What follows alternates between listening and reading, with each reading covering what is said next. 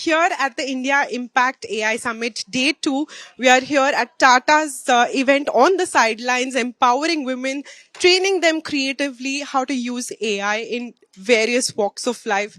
Smriti Irani ma'am is joining us here from the event. Ma'am, many thanks for joining us here on Business Today. First off, you saw more than 3,000 women being trained here to use AI creatively in different walks of life, textile, etc.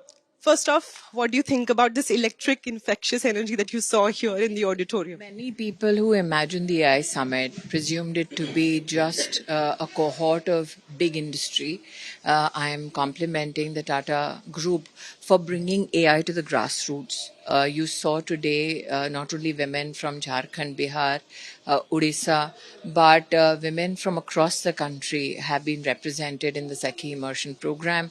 The fact that this is an umbrella program which helps women identify the use case of AI in their small businesses, the fact that it teaches responsible use of AI, the fact that most of these women are above the age of 35, which means that there is a presumption that they will not be technologically aware. Now, those are the barriers that are being broken through this program.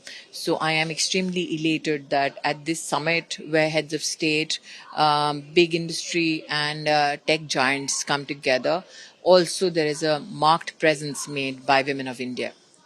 Ma'am, it's 2026 and we're talking about AI bringing a revolution. What's personally, what is the kind of use that you've done creatively as well since you've been an actor? What is important and needs to be flagged is that in India today, between 84,000 to 1 lakh women are doing core AI work in terms of building such startups or building technology around AI.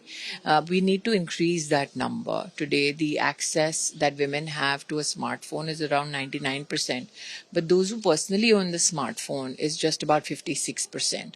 So if you enhance the access to ownership of digital device, you will see a larger spread in terms of use of AI and technological services.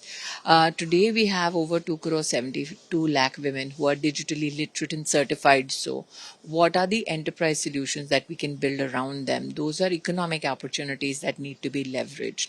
I also feel that there are many women in the front lines of health who can utilize these instruments of change to bring about better services to the grassroots. So there is much that can be reimagined with regards to AI, where it need not be devoid of the labor capital that we have. It can be in sync with the teeming populations that we have. Just one final question on the risks. Minister Ashwini Vaishnav earlier, he had a session talking about content creation and how regulations need to be put in place, especially for, actors and creative personalities.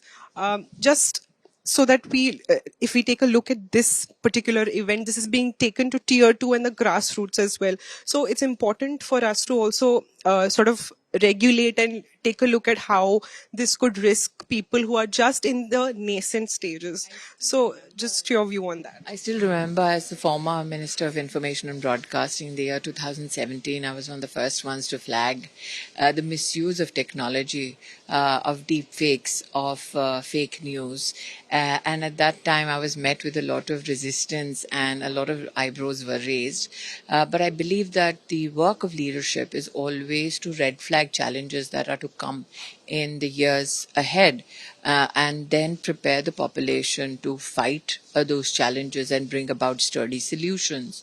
I think that today's program specially teaches responsible use of AI. But that being said, in terms of the creative economy, there is much that we can do to ensure not only responsible use of AI, but also from the protection of IP. There is much that needs in terms of education, in terms of understanding IP concepts, in terms of understanding compliance concepts. That is still a field that we need to very deeply study and cover. Thank you very much for speaking to us here on Business Today.